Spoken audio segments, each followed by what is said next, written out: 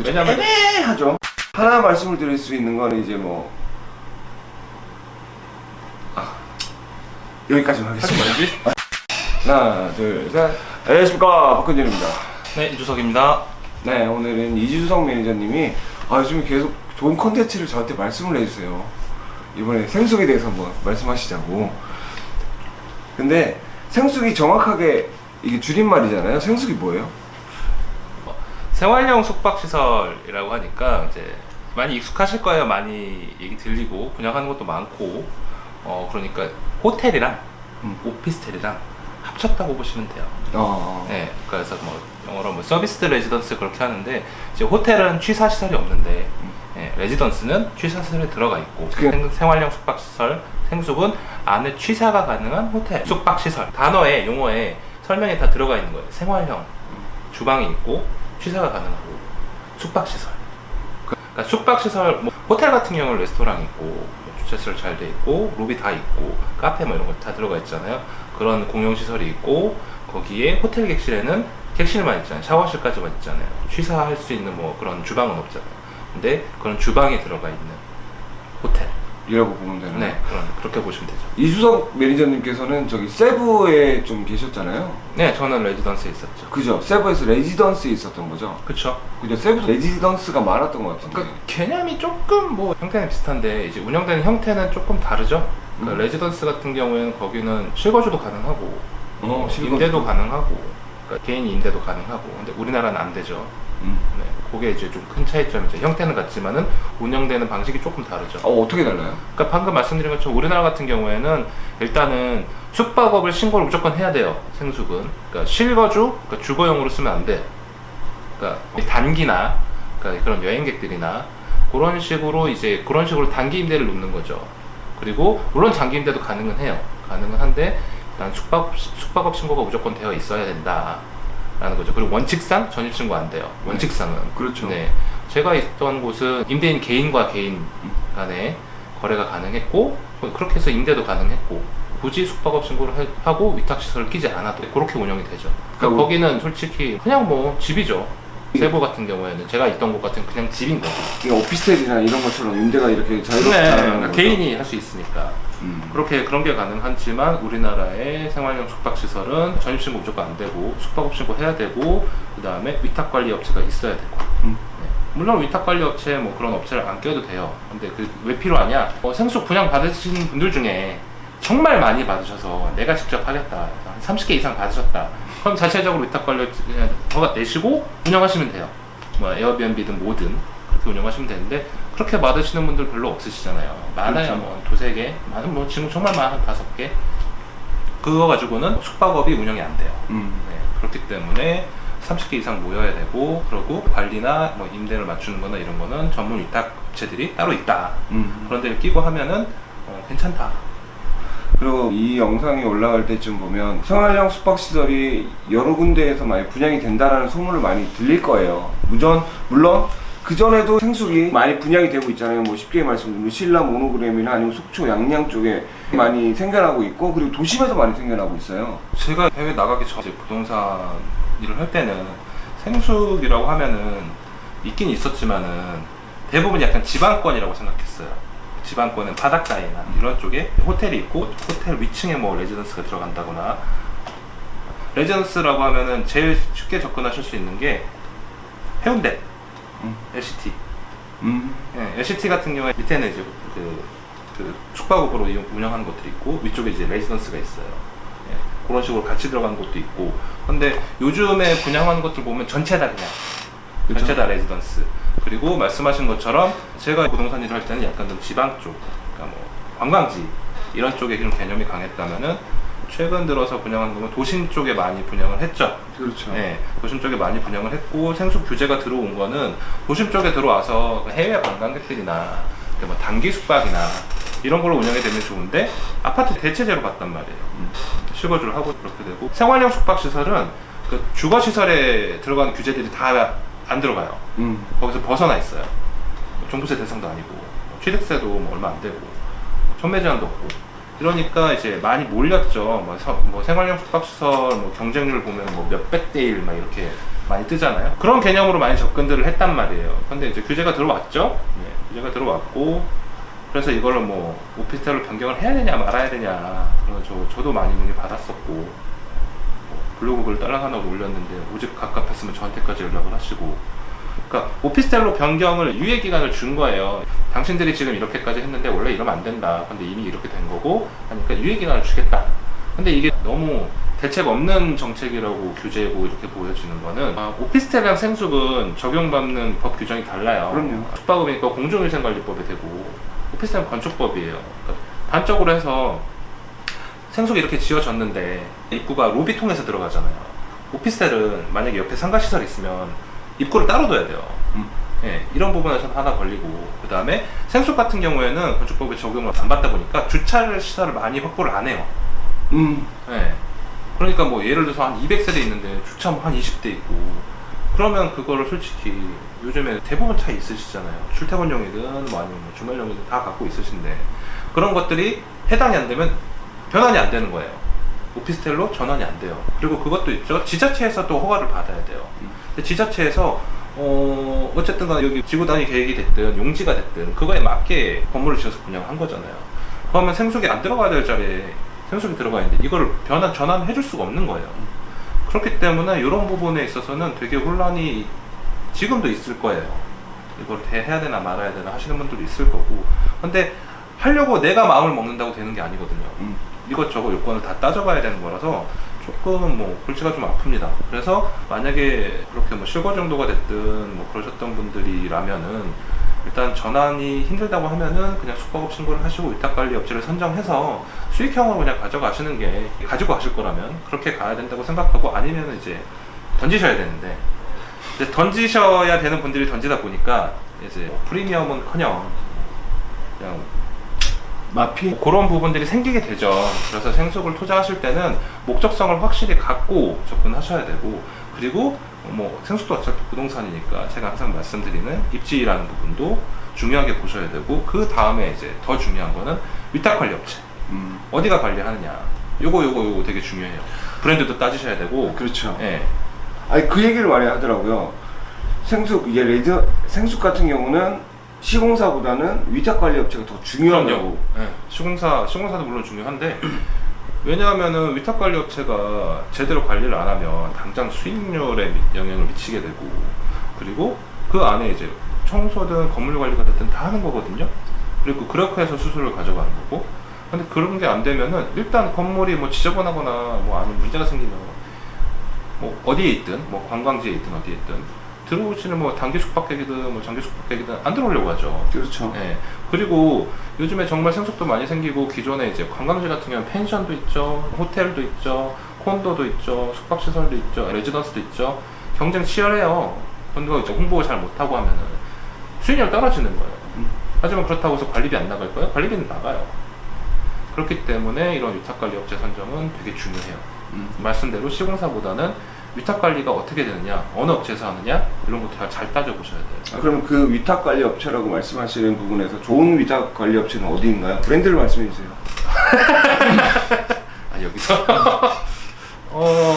근데 요즘에는 호텔에서도 많이 하더라고요. 네, 왜냐하면은 부지가 요즘에 솔직히 호텔보다는 그 여행객분들이 아무래도 조금 더 편하고 편리하고 공간도 그렇고 특히 가족 단위로 이렇게 가시다 보면은 다 사먹는 것보다 밤이나 뭐 이럴 때는 간단하게라도 뭘 해드시는 경우도 있고 하니까 취사시설이 있는 레지던스를 조금 더 선호하는 경향이 있죠. 가격 면에서도 조금 레지던스가 조금 더 저렴하지 않을까요? 숙박료 부분에서는. 그거는 솔직히 지역마다 차이가 있어서 왜냐하면은 그거는 제가 말씀 지역이라는 거는 그 주변에 숙박시설이 많냐 적냐 이런 거에 따라서 좀 차이가 있다 보니까 그래도 단적으로 말씀드리기 좀 힘들 것 같아요. 근데 단순하게 생각하면 레지던스가 조금은 저렴하죠? 네 조금 그죠? 이 얘기를 들은 적이 있어요. 어머니들이 말씀하시는 거예요. 네. 뭐냐면 놀러 가서 내가 밥까지 해야 돼? 라는 얘기를 많이 하시더라고요. 뭐 이제 어머님들 이제 주부님들 입장에서는 당연히 그렇죠. 그리고 그러니까 보통 이제 나가면은 이제 남자들이 해야 된다라는 것도 있고. 근데 이거는 의지 차이 이거는 의지 차이인 것 같아요. 보통 안 하시려고 하시면 안 할 수 있어요. 안 할 수 있는데 보고 있으면 화딱지가 나니까 하시게 되죠. 뭐 그런 게 있죠. 그런 게 그래서 이제 호텔을 더 선호하신다는 분도 계시고. 네, 그렇죠. 근데 이제 호텔에 있는 레스토랑도 한두 끼고, 그렇죠. 네, 한두 끼고, 그리고 뭐 밤에 야식 먹을 때도 보통은 뭐 라면 하다못해 라면이라도 끓여야 되고 그런 것들이 있으니까. 왜 호텔에 가면 전기포트 있잖아요. 그거랑은 또 다르죠. 전기포트 해갖고 한두 명이면 전기포트로 해결이 되는데. 그래서 생활형 숙박시설이 이제 뭐 도시형, 그다음에 이제 관광지형 이렇게 나뉘어지는데, 도시형 같은 경우도 되게 잘 보셔야 되는 게, 이건 정말 주변에 입지랑 배우시고 잘 보셔야 돼요. 왜냐하면은 그냥 떡하니 하나 있다고 해서 그게 무조건 잘 되지 않아요. 왜냐하면 그게 다 마찬가지잖아요. 임대 공실이 없고 임대가 차고, 내 건 안 나간다고 하더라도 어느 정도는 이제 좀 차 있어야, 그래야 내가 뭐 관리비 내고 수익이라도 좀 가져가지. 왜냐면 대출도 이거는 뭐 일반 대출 받으셔야 되는 거라, 비주택담보대출 이런 거 받으셔야 되는 거라 이율이 그렇게 싸지 않아요. 그러면 일반적인 주택담보보다는 어느 정도 더 일반 금리 보시면 돼요. 일반 금리로? 예, 그러니까 뭐 금리 이렇게 검색해 보시면은 주택담보대출이 있고, 그다음 지식산업센터 같은 경우가 가장 일단 싸고, 그런 담보대출 같은 거에서는 그 다음에 이제 주택담보대출이 그 다음에 좀 싸고, 일반 비주택담보대출, 비주택담보대출 일반 거는 그냥 일반 금리 보셔야 돼요.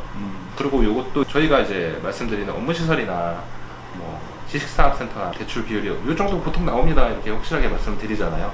근데 생활형 숙박시설 같은 경우에는 이거는 이제 그 가치를 어떻게 매기느냐에 따라서 얼마 나오느냐에 따라 또 달라져요.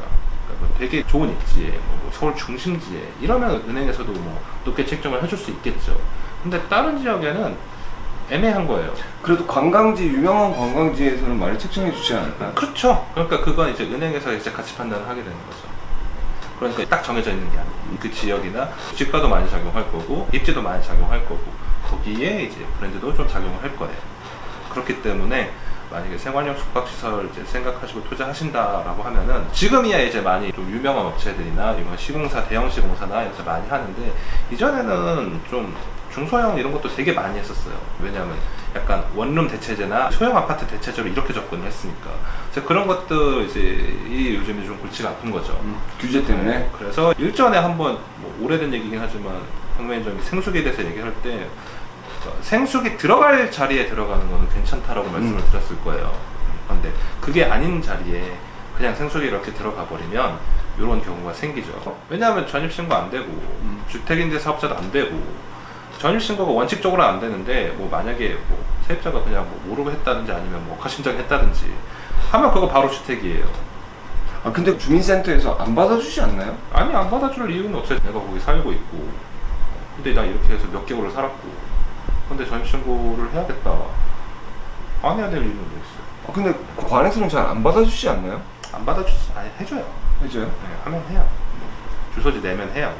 그렇기 때문에 물론 거기서 설명을 잘 하고 해야 되는데, 일반적인 것보다 절차가 조금 복잡하긴 하지만은, 그렇기 때문에 전입신고를 하게 되면은 바로 주택 되는 거니까, 다른 1주택자나 뭐 2주택 이러신 분들은 머리가 아파지죠. 그렇죠. 조그만 것 때문에 세금이 갑자기 뻥튀기가 되니까. 그래서 이런 규제에 벗어나 있고, 뭐 수익형 투자 상품 같은 경우에는 잘 보시는 게 맞죠. 사셔갖고 실거주 하시면은 안 됩니다. 안 되는데, 뭐 거기서 조금 벗어나 있는 게 아까 말씀드린 해운대 거는 시끌시끌하죠, 거기는. 그렇죠. 네, 그런 게 있고, 생활형 숙박시설 뭐 영상이나 뭐 글이나 이렇게 보시면 되게 많아요. 전입신고에 대해서도 말이 많고, 전입신고가 제가 원칙적으로는 안 된다고 말씀드렸는데, 문제가 안 되게 가능한 방법은 있어요. 뭐 그게 뭐 특별한 건 아니고, 일단 위탁관리업체를 통해서 내가 장기 숙박을 해야 돼요. 이 지역에 내가 연고가 없어요. 만약에 해외에 있다 들어왔다거나, 아니면 뭐 제주도에 계신 분이 뭐 서울에서 뭐 장기로 일을 봐야 된다거나, 그런데 뭐 우편물이나 이런 걸 받아야 돼서 전입신고가 필요하다, 그러면은 그거에 대해서 위탁관리업체, 그 자체 업체를 통해서 이러이러한 경우 때문에 내가 전입신고를 해야 된다, 그럼 전입신고를 해줘요.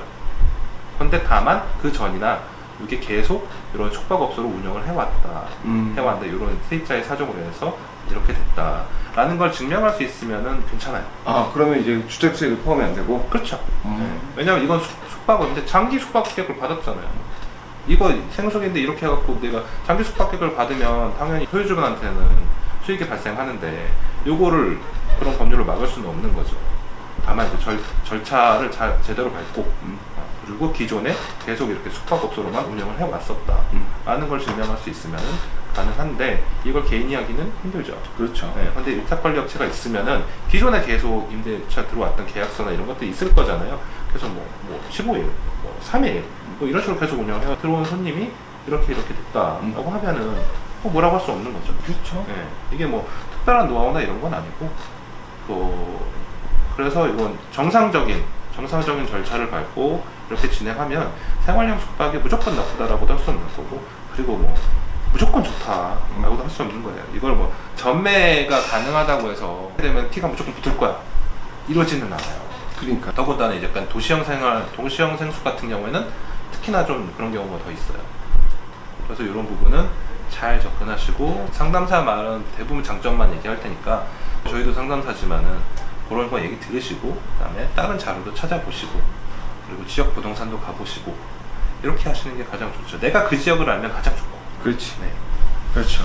자, 그러면 생수를 하시는 분들은 모든 부동산 하시는 분들이 다 똑같겠지만 그냥 수익률 부분이랑 아니면 시세 차익을 많이 생각을 하실 거예요. 그러니까 극과 극인데, 서울권에서는 시그니엘이 있을 거고, 지방권에서는 뭐 부산 해운대 같은 경우는 LCT가 있을 거예요.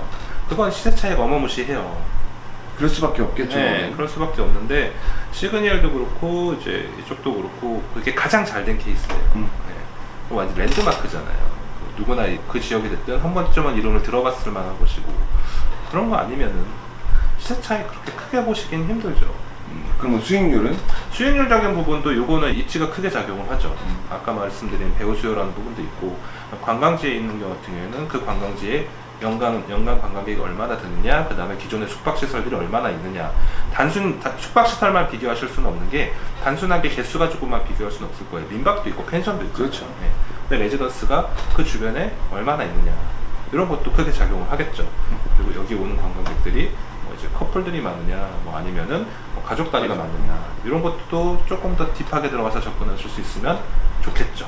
그리고 뭐 어차피 뭐 브랜드도 굉장히 많이. 그건 처음 말씀드린 것처럼 위탁관리업체 첫 번째 보셔야 되고, 그다음에 시공사도 보셔야 되고, 그 다음에 이제 뭐 입지나 이런 것도 보셔야 되고, 보실 거 많아요. 생수가 특히 더 많아요.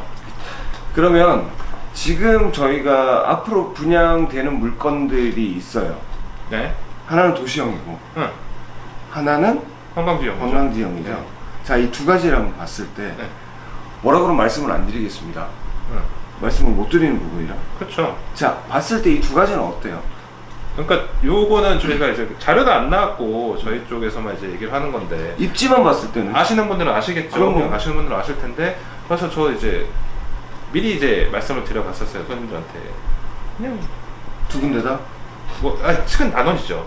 그치. 달라지죠. 예. 이쪽을 선호하시는 분이 있고, 아니면 이쪽에 연고가 있으신 분도 있고, 아니면 도시 쪽 이쪽을 좋아하시는 분도 있고, 그러니까 그렇게 나뉘어져서 말씀드리면은 좋아하세요. 그러니까 지금 앞으로 분양할 두 군데는 호가 많기는 해요, 그죠?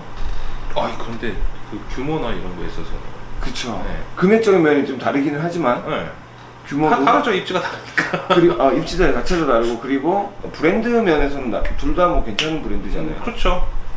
분명히 아까 제가 말씀드린 조건들에 부합하는 현장들이고, 그렇기 때문에 저희도 관심 있게 보고 있는 거고, 아직 뭐 들어간다 안 들어간다 이걸 뭐 확정 지은 건 아니지만은 관심이 가는 곳이니까 계속 주의 깊게 보고 있는 거고, 기존 고객분들한테도 말씀을 드려놓고 있는 거고. 네. 그래서 요거는 저는 괜찮게 봐요. 두 개 다. 두 개 다 괜찮게 보고 있고, 그래서 요거는 호불호는 좀 갈릴 거예요. 입지 차이가 너무 심하니까. 그건 맞아요. 이거 완전히 달라지는 거니까. 완전 달라지는 완전 달라지는 거니까. 괜찮아요. 전 괜찮고, 요거 두 개 다 자신이 있으니까, 제가 어디를 다 할지는 모르겠지만은 자신 있으니까 손님분들한테도 미리 말씀을 드리는 거고, 이만큼의 정보만 나와도 미리 말씀을 드리고 있는 거고, 그리고 경쟁률도 꽤 될 거고, 엄청 셀 것 같아요. 네, 세게 될 거고 하니까 먼저 움직이시고 먼저 준비하셔야.